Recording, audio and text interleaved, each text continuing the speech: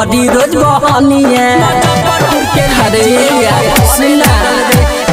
हरी हर गाछ बाटे पड़े रोज पनिया नया नया मालिक के हम करी रोज बहनिया बीतल अब फागुन चैत झरे लागल रे है मुजफ्फरपुर के लीची अब फरे लागल रे है मुजफ्फरपुर के लीची अब फरे लागल रे है मुजफ्फरपुर के लीची अब फरे लागल रे है मुजफ्फरपुर के लीची अब फरे लागल रे।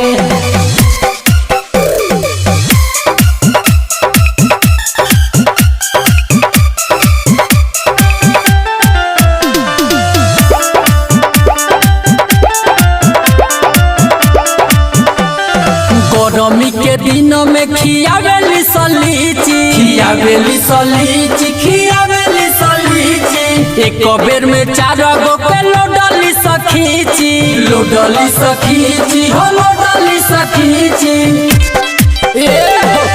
गरमी के दिन में खियावेली सलीची एक बेर में 4 गो पे लोडली सखीची लइका मोतिहारी के है धरे लागल रे है मुजफ्फरपुर के लीची अब फरे लागल रे है मुजफ्फरपुर के लीची अब फरे लागल रे है मुजफ्फरपुर के लीची अब फरे लागल रे है मुजफ्फरपुर के लीची अब फरे लागल रे।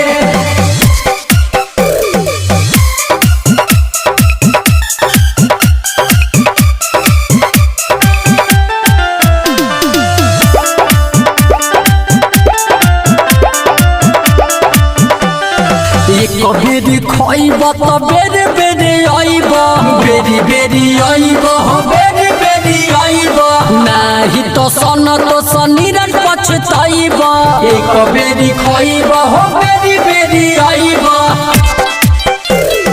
एक बेरी खइब त